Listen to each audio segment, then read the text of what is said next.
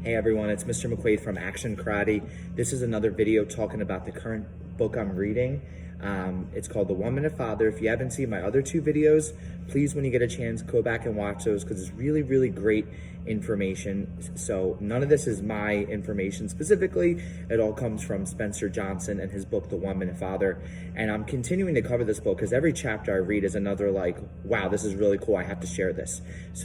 So we talked about the 1 minute reprimand and we talked about the 1 minute praising. Now this week today we're talking about the 1 minute goals. And essentially what the father did was his kids had asked if their cousins can come over in the weekend. And he thought about it for a second, and they have 4 cousins plus his 5 children. So 9 kids in the house all in one weekend is enough to give any parent a little bit of anxiety.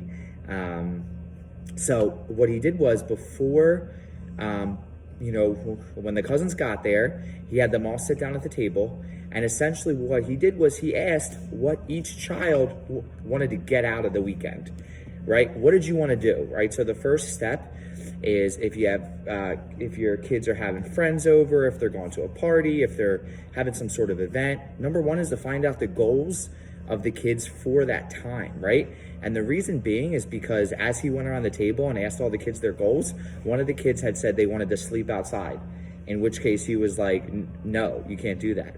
So it initially lets you hear what their expectations of that weekend is, or whatever that may be, their expectations, and you can follow it up with your expectations. And ultimately, in pertaining to the sleeping outside, they ended up making a deal where as long as they were quiet, they got to sleep outside. So it avoided a confrontation because the communication was there ahead of time. So next time your child is having some sort of event, a birthday party, friends over for the weekend or whatever, you might want to try this. Essentially, when everyone's all together, you hear everyone's goals of the weekend and how you can help them have a great time and stay safe, and you know what to expect ahead of time.